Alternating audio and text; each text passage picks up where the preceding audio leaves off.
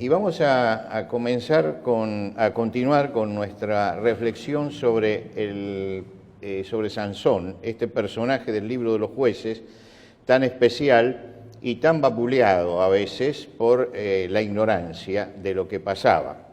Yo recuerdo que cuando era muy chico aparecieron por allí unas preguntas bíblicas y decía una pregunta: ¿qué hombre de la Biblia tenía fuerza debido a que tenía abundante cabellera? ¿No? Y como si en el cabello estuviera la fuerza, ¿no? Y vamos a ver nosotros un poco esto en el libro de los jueces. Vamos a abrir en el capítulo 14 hoy, capítulo 14 del libro de los jueces. Y vamos a comenzar la lectura en el versículo primero del capítulo 14. Descendió Samsón a Timnat y vio en Timnat a una mujer de las hijas de los filisteos, y subió y lo declaró a su padre y a su madre diciendo: yo he visto en Timnat una mujer de las hijas de los filisteos, os ruego que me la toméis por mujer. Y su padre y su madre le dijeron: no hay mujer entre las hijas de tus hermanos, ni en todo nuestro pueblo, para que vayas a tomar mujer de los filisteos incircuncisos. Y Sansón respondió a su padre: tómame esta mujer por mujer, porque ella me agrada. Mas su padre y su madre no sabían que esto venía de Jehová, porque él buscaba ocasión contra los filisteos, pues en aquel tiempo los filisteos dominaban sobre Israel. Y Sansón descendió con su padre y con su madre a Timnat, y cuando llegaron a las viñas de Timnat, he aquí un león joven que venía rugiendo hacia él, y el Espíritu de Jehová vino sobre él, quien despedazó al león como quien despedaza un cabrito, sin tener nada en su mano, y no declaró ni a su padre ni a su madre lo que había hecho. Descendió pues y habló a la mujer, y ella agradó a Sansón.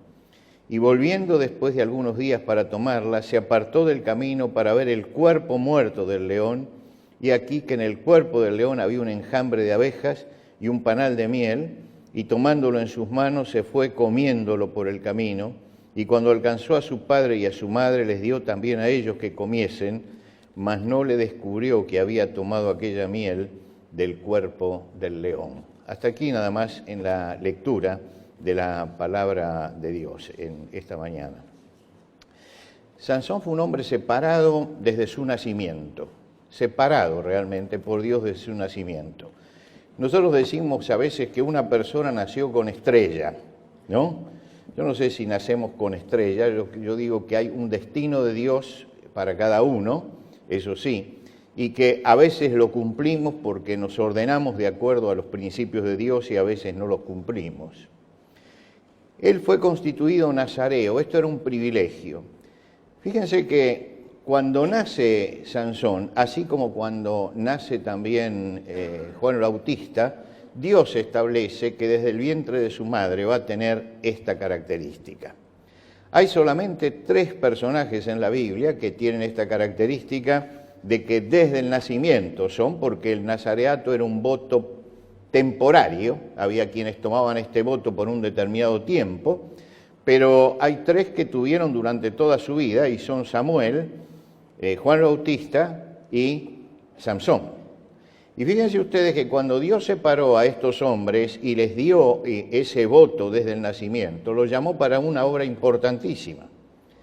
Realmente eran hombres que eran bisagras en su época. Samuel fue el hombre que sacó del tiempo de los jueces y de la anarquía y de la decadencia y terminó ungiendo al gran rey de Israel, que fue David. Quiere decir que en el tiempo de su vida Dios le permitió a él no solamente terminar con todos los problemas que tenía durante 400 años Israel, sino además establecer a quien sería el hombre más destacado políticamente, espiritualmente, en Israel. Quiere decir que la misión de él fue una misión muy grande. Lo mismo sucede con Juan el Bautista. Juan el Bautista es aquel que, habiendo Dios silenciado durante 400 años su comunicación a través de los profetas, abre el Nuevo Testamento, abre públicamente presentando al Mesías. y tiene el tremendo privilegio, pero también la tremenda responsabilidad de no solamente tiene que hablar de Jesús, sino que tiene que preparar al pueblo, tiene que preparar a quienes van a ser discípulos de Jesús y tiene que retirarse en un momento para que la figura de Jesús ocupe el lugar que le corresponde. Lo que quiere decir que estamos frente a hombres que cuando Dios dice desde el nacimiento va a pasar esto, tienen con ellos un propósito muy, muy grande. Lo mismo pasaba con Sansón. Dios empezaba con él el trabajo de liberar a Israel del yugo de los filisteos que los estaban oprimiendo. El voto era un voto que constaba de 3 cosas y las voy a recordar, hablamos de esto el domingo pasado, las voy a recordar porque creo que es importante que las tengamos en cuenta al leer este capítulo. El voto constaba de primera condición, no se cortará el cabello mientras dura su consagración. Lo que quiere decir que le daba una identidad, porque los hebreos tenían siempre el pelo corto, era su característica. Pero él no, él tenía el cabello largo. Esto significaba que él era nazareo. Y únicamente los que tenían voto tenían el cabello largo, lo que quiere decir que tenía una identidad, y una identidad que no se podía sacar y poner. No era que me pongo un uniforme y me lo saco, sino que esta era la identidad permanente. En segundo lugar, se abstenía minuciosamente de vino y de toda bebida embriagante. ¿Por qué? Porque tenía que tener discernimiento, tenía que saber lo que hacía, no podía obnubilarse. La tarea era demasiado importante para él como para que un día tomara además se hiciera un desastre. Y en tercer lugar, no se acercaba a un cuerpo muerto, aunque fuera de su propia familia, porque no tenía que estar cerca de nada que fuera corrupción. Como dijimos el domingo pasado, estas son 3 cosas simbólicas que hablan de lo que era su consagración. La consagración implicaba que tuviera una identidad, que tuviera discernimiento y que tuviera una separación del mal. Estas 3 condiciones eran las que él pregonaba con su cabello. Ahora, el propósito de Dios era comenzar esta obra para romper la hegemonía de los filisteos. Así se lo dijo a la madre de Sansón. Dios le dice, él comenzará a salvar a Israel de mano de los filisteos. Es decir, esta es la misión que él tiene. Él va a ser el gran libertador. Nosotros entendemos algo de esto porque los países latinoamericanos todos tienen su libertador, ¿no? Aquel que lo sacó del yugo colonial de América. Y cada uno tiene un nombre al que honra como su libertador. Bueno, él fue llamado para ser el libertador en ese momento de Israel y para que escribiera justamente su nombre brillantemente en la historia de ese pueblo. Ahora, él estaba involucrado en un plan maravilloso de Dios para su vida. ¿Qué tenía que hacer? Él tenía que tener mucho cuidado de cumplir él con lo que Dios le decía, de cumplir con ese voto que él tenía.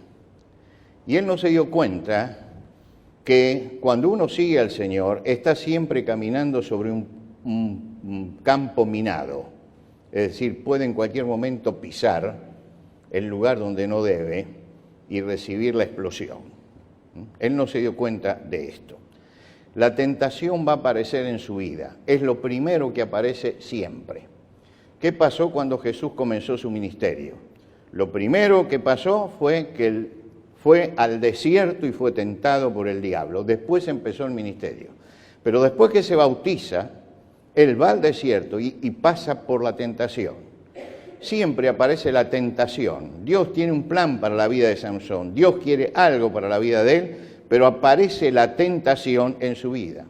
Así como apareció en Adán y Eva la serpiente para tentarlo, como aparece en Lot las ciudades de la llanura para tentarlo a que se fuera allí, así como José en Egipto aparece la mujer de Potifar para tentarlo, así como Ananías y Zafira reciben dinero que los tentó en ese momento, así Sansón va a entrar en ese campo de la tentación. Y Sansón, que comienza entonces su vida entrando a ese campo de la tentación, Cuando nosotros leemos este capítulo nos damos cuenta cuál es. Se enamora de una mujer filistea. Se enamora de una filistea. Esto era lo más contradictorio porque había sido llamado para echar a ese pueblo y él se enamora de una mujer de ese pueblo. Ahora, la tentación forma parte de la vida. Y en este capítulo y en esto que hemos leído se ven las dos caras de la moneda. Las dos caras de la moneda. Dios trabaja con hombres. Los hombres tenemos libre albedrío. Usted puede hacer con su vida lo que quiere. Después se atendrá a las consecuencias. Pero Dios no lo va a forzar a que lo siga, ni lo va a forzar a que sea santo. Es una cuestión de elección personal. El Dios soberano nos llama y nos dice, yo quiero hacer esto. Pero Él no va a alterar de ninguna manera la voluntad del hombre cuando se levanta contra lo que Dios dice. El corazón de Sansón no era un corazón puro. Él no tenía un solo objetivo en la vida, él tenía dos. Y en ese objetivo él quería conservar su voto y tener los dones y ser el hombre, pero además vivir su vida como se le antojaba. Y acá viene el choque, ¿no? Es el choque tremendo en que seguramente los padres se tomaron la cabeza cuando les dijo eso. Es la madre la que le dice, pero si hay tantas mujeres en el pueblo, te vas a tener que ir a buscar justamente a la filistea, que es justamente nuestro enemigo y aquello contra lo que tenés que estar. Y uno se imagina a esos padres agarrando, mesándose los cabellos diciendo, ¿qué ha pasado? Porque no sabían que Dios siempre va a cumplir su propósito, a veces con nosotros y a veces a pesar de nosotros. Porque los propósitos de Dios se cumplen. Usted puede estar dentro del propósito o puede no estar irse del propósito, pero el propósito de Dios se va a cumplir. Quiere decir que Dios no se inmuta frente a esto. Los padres sí se inmutan. Los padres sienten que los hijos, ¿no es cierto? Pero Dios no. Y acá lo dice bien claro en el pasaje, los padres no sabían que esto venía de Dios también, que Dios seguía haciendo su plan. Ellos pensaron, como tal vez puede pensar un padre, bueno, el plan que tenía Dios para él lo va a frustrar. No, el plan se va a cumplir. Lo que pasa es que a costa de qué se va a cumplir. Este es el problema. ¿A costa de qué? Dios tiene un plan para nuestra vida, pero no nos fuerza. Nosotros tenemos libre albedrío. El libre albedrío para Dios es inviolable. Te quieres tirar al río, te tiras al río. Yo te digo que no. Yo te digo que no. Pero si lo quieres hacer, puedes hacerlo. ¿Quieres desobedecer a tus padres? Puedes desobedecer a tus padres. No hay ningún problema. Sufrirás después las consecuencias. Es decir, el libre albedrío es algo que Dios nos ha dado y que nosotros tenemos que manejar, y tenemos que manejar a conciencia. Y tenemos que ordenar nuestra vida en este sentido. La ley de Dios era muy explícita en este tema. En el libro de Éxodo ya se establece como ley que no podían hacer alianza con los paganos y tampoco podían formar ningún tipo de sociedad ni unirse en yugo con los paganos. Esto estaba establecido por la ley, era lo que Dios quería. Ahora los padres se agarraron la cabeza y dijeron, Israel va a seguir, no, Israel va a tener su victoria en su momento y va a empezar con Sansón. El plan se cumplió, pero él tuvo el problema del gran fracaso de su vida. Porque no se olviden que cuando hablamos de Sansón no estamos hablando de un triunfador, estamos hablando de alguien que fracasó, de un hombre que fracasó. Se nos manda no emparejarnos con lo que sea corrupción, con lo que sea pecado, con lo que sea paganismo, con lo que sea compañeros con los cuales podemos llegar a esto. Y un matrimonio, que es lo que él buscaba, era la unión de un hombre y una mujer, ¿no?, que van a tirar el mismo yugo, por eso hablamos de cónyuges.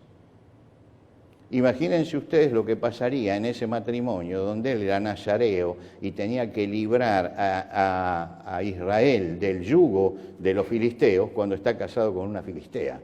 Este muchacho tenía cabeza, pero no la usaba para pensar.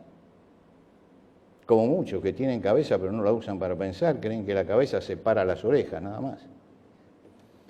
No, la cabeza es para pensar. Y para pensar en serio en lo que hacemos. Sansón quiere unirse a una mujer pagana, quiere ser el cónyuge, es decir, tener el mismo yugo, y no piensa en lo que va a suceder. Pero además, él es nazareo y no se corta el cabello, sigue manteniendo su cabello largo. Es interesante que esto será la puerta de entrada del mal a su vida, porque el nazareo se contaminará en este momento. Dios tiene misericordia de Samsón. Él pide una filistea, se encapricha con una filistea. Le dice a los padres que él quiere esa filistea y que tienen que ir a pedir esa filistea. Él sabe que las costumbres de los filisteos es distinta a las costumbres de ellos. Los padres van y conversan con los padres, se paga lo que se tiene que pagar, y después lo único que tiene él es visitar a su esposa y dejarla en la casa de sus padres. La visita únicamente. Tiene hijos que lo van a criar los padres de ella y que se va a hacer cargo de la familia de ella. Lo que quiere decir que era un régimen totalmente distinto al que tenía en ese momento Israel. Totalmente distinto. No había un sentido de familia como tenemos nosotros. No había un sentido de familia. Él, fíjense que si ustedes siguen la lectura, después él iba a visitar a su esposa. No es que vivía con ellos ni que se establecía con ellos. Era la costumbre de este pueblo, donde lo sensual y lo sexual era lo más importante y lo demás no tenía ninguna importancia. Y él sale para esto, para que se haga el pedido para casarse con esta mujer y para visitarla y poder acostarse con ella, nada más. Porque después tenía que volver a su casa.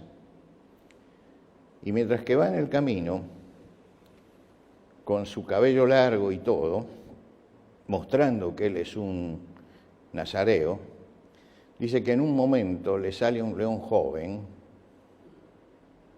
para atacarlo, común en la época y en el desierto que había entre donde estaba Samsón y la ciudad filistea. En ese camino había fieras, había leones, y a él se le aparece un león y parece que va a atacarlo. Y en ese momento, él, por supuesto, como cualquiera, reacciona frente al ataque y se da cuenta que tiene una fuerza descomunal y que puede él vencer al león. Es la primera manifestación que tiene de qué es lo que Dios va a hacer con él. Es decir, Dios le mostró que el poder de él lo podía tomar como para darle victoria. Ahora, vas de los filisteos. Este es el poder con que yo quiero manejar tu vida. Quiere decir que él tuvo las dos caras de la moneda, está en la mitad de camino. Esta fuerza, él sabía, no viene de lo humano, no es mi fuerza, es la fuerza de Dios. Él es consciente de que eso que él tiene es el don que Dios le ha dado. Es consciente, a lo último, él dice que tiene conciencia de eso cuando revela su secreto a Dalila. Quiere decir que él dice, bueno, esto es el don que Dios me dio. Y lo usa, porque Dios se lo dio para usar. Y lo usa en ese momento para defender su vida. Y ese es el momento en que él tiene que definir, ¿sigo por este camino y llego allí? ¿O empiezo a hacer la obra que Dios me ha dado? Es la disyuntiva de su vida. Ahora sabe cuál es el don que Dios le ha dado. ¿Cuál es aquella virtud que Dios le ha dado, especial para él, que es esa tremenda fuerza?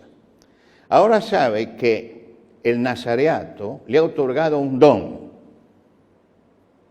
Ahora es el momento que tiene que definirse entre ser fiel o rebelarse contra el Señor y está camino a la casa de la mujer.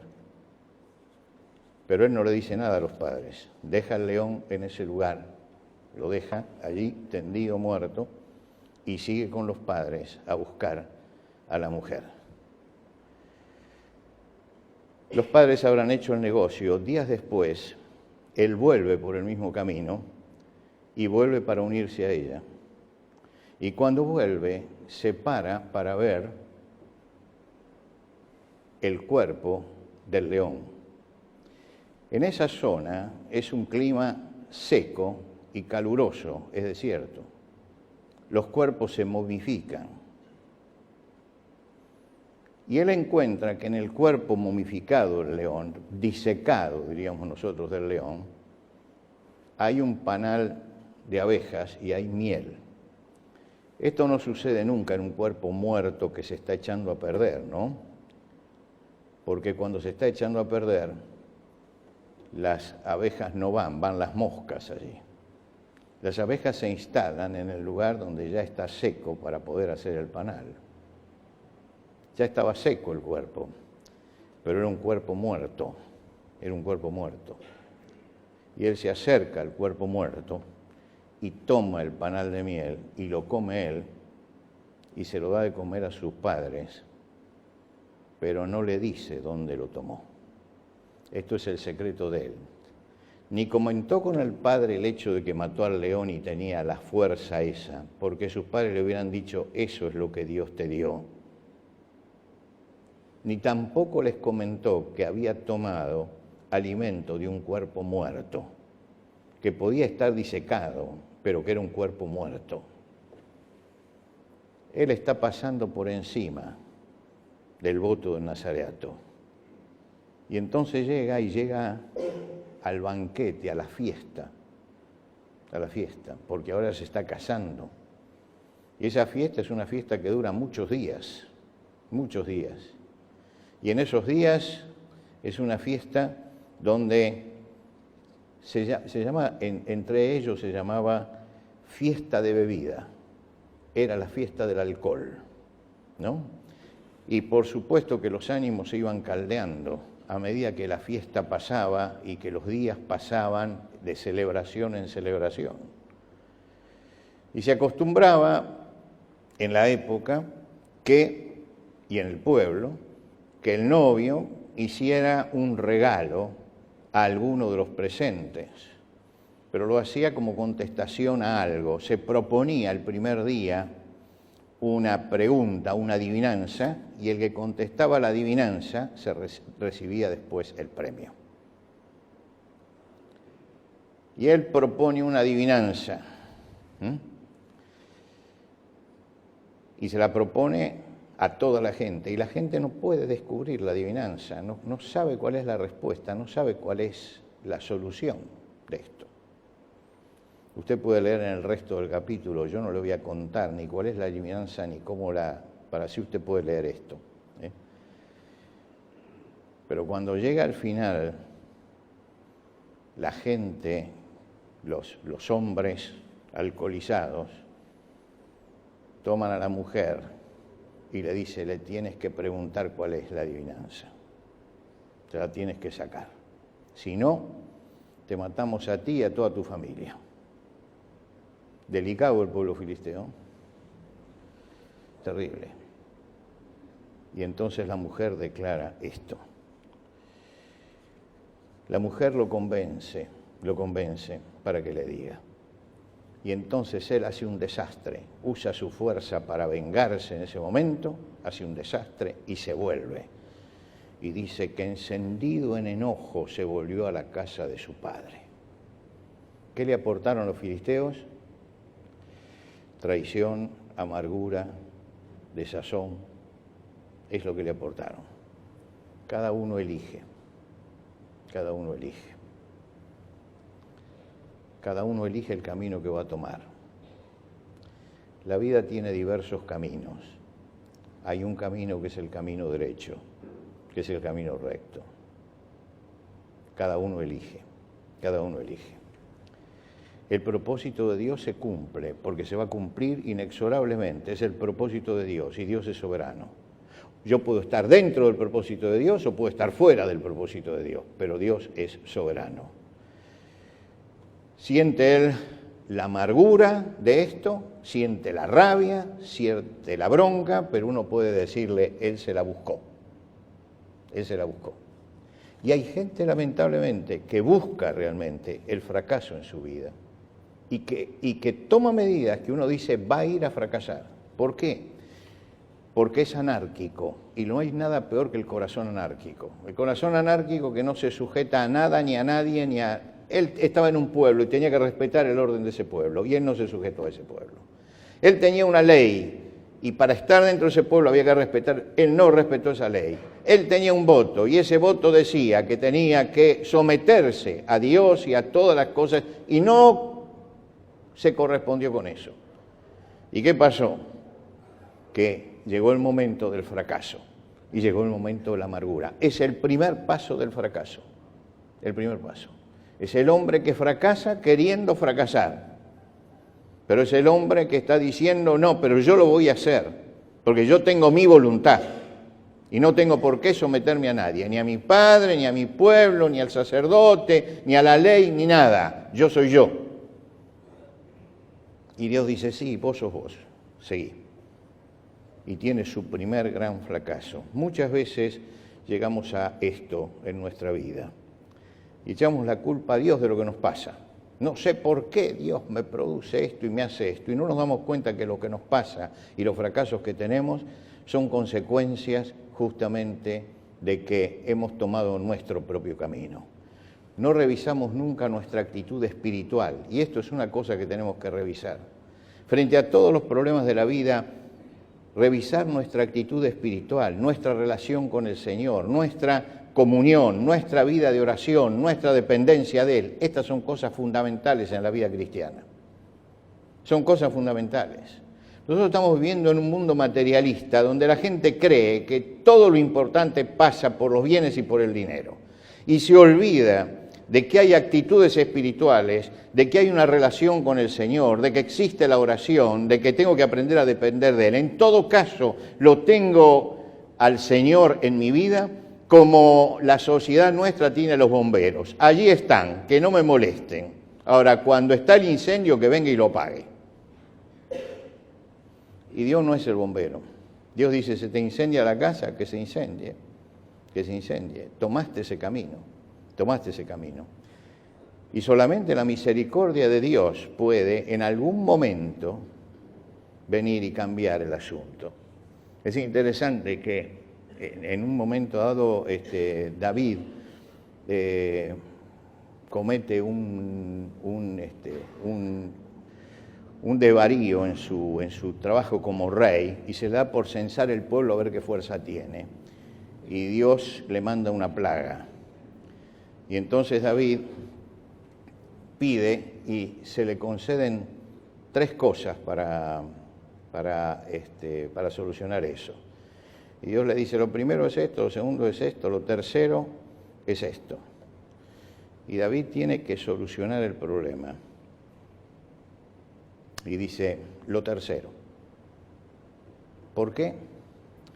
Porque prefiero caer en las manos de Dios y esperar en su misericordia que caer en las manos de los hombres.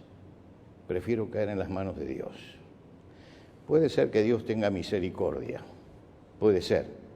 La misericordia no es obligación de Dios, no es obligación de Dios. La misericordia Dios la concede en algunos casos y Él sabe por qué. Él sabe por qué. Pero la misericordia no es una condición que le podemos poner a Dios, que sea misericordioso. La misericordia es una gracia, nada más que una gracia. ¿Dónde estamos ubicados en nuestra vida? Hay que tener cuidado porque uno no puede tener el voto del nazareato, el pelo largo,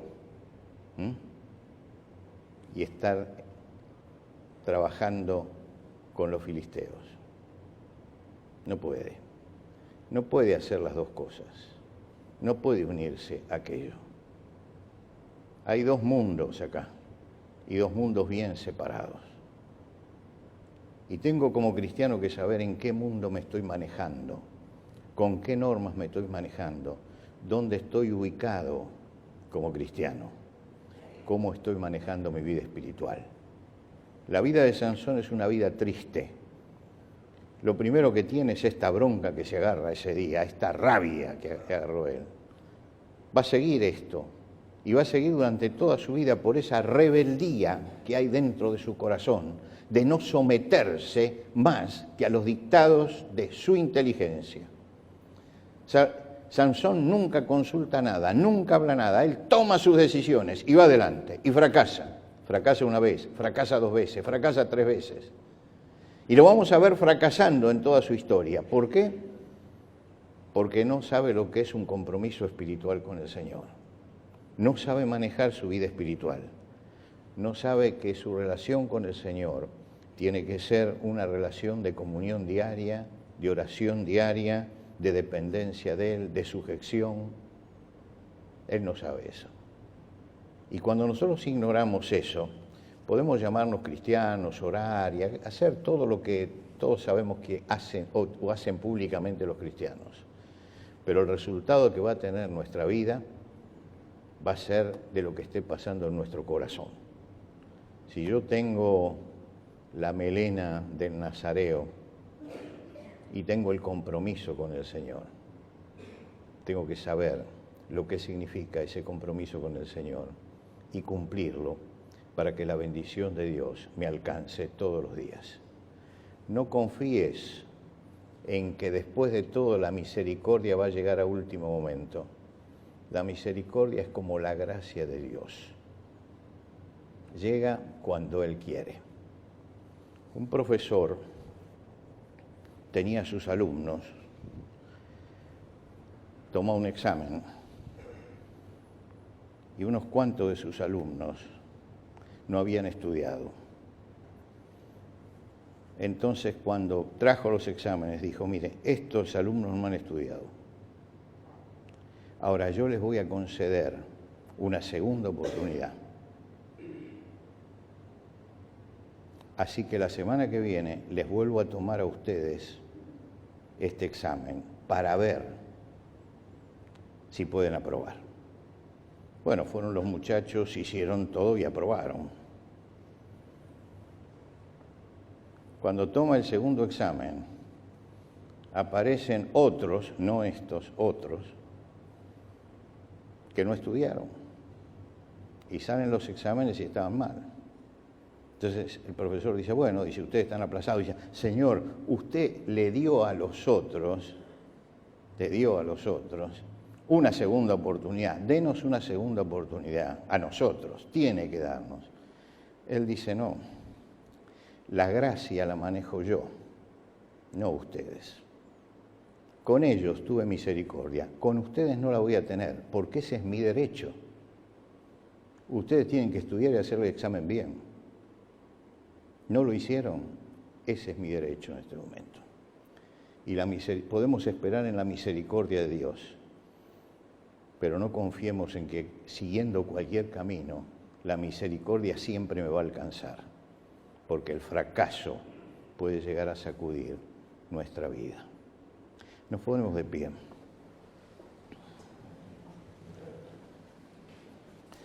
Señor y Padre nuestro, te agradecemos por esta mañana que hemos podido reunirnos en tu casa y recordar el sacrificio de Cristo. Gracias, Señor, porque esta mesa nos ha congregado y porque con toda seriedad hemos podido recordar la muerte de Cristo, su resurrección y la presencia de Él entre nosotros, y nos gozamos por eso. Ahora, Señor, quisiéramos que tu Espíritu Santo trabaje en nosotros, haciendo un llamado a nuestro corazón a la fidelidad a ti, a que no tomemos superficialmente la relación contigo, sino que analicemos todos los días nuestra vida y los pasos que damos y los caminos que estamos transitando para saber si estamos realmente cumpliendo con lo que tú quieres o estamos yendo por cualquier camino, por cualquier senda que puede llevarnos a un destino trágico. Señor, confiamos en el amor tuyo que nos ha salvado y en la misericordia tuya que ha perdonado nuestros pecados. Pero sabemos que también eso tiene un límite y que llega un momento en que tú golpeas nuestra vida duramente cuando nos hemos alejado del camino. En el ejemplo triste de Sansón, permítenos, Señor, esta mañana poder mirar esto y analizar nuestra vida espiritual, mirarnos para adentro, mirar nuestro corazón, mirar nuestro interior y buscar, Señor, si realmente nosotros estamos cumpliendo con el compromiso que hemos tomado contigo, o si estamos tratando de hacer únicamente nuestra voluntad. Y Señor, te rogamos que la misericordia tuya nos alcance, nos sostenga, pero hoy que enderece nuestros pasos para que no tengamos que llegar a sufrir como sufrió tu siervo en el pasado. Señor, te damos gracias porque tú tienes misericordia, pero como dice tu palabra, tú tienes misericordia del que quiero tener misericordia. Y tenemos que seguir los pasos que el Señor trazó en nuestra vida para poder tener vidas que realmente puedan recibir la bendición tuya y ser de bendición para los demás. Te pedimos, Padre, que en este ejemplo trágico que nos trae la Biblia podamos reordenar nuestra vida de acuerdo a las cosas que tú has señalado, si estamos tomando un camino equivocado. Y si no, Señor, que como dice el apóstol, podamos caminar en el camino tuyo con temor y temblor, sabiendo que estamos sirviendo al Rey de Reyes y al Señor de los Señores. Señor, recibe esta mañana nuestra adoración. Bendícenos ahora al ir a nuestras casas. Danos, Señor, una semana de paz y de tranquilidad. Y danos, Señor, un corazón realmente agradecido por todo lo que recibimos. Y danos, Señor, la capacidad de ser responsables frente al compromiso que hemos tomado contigo. Te pedimos esto en el nombre de Cristo Jesús. Amén. Amén.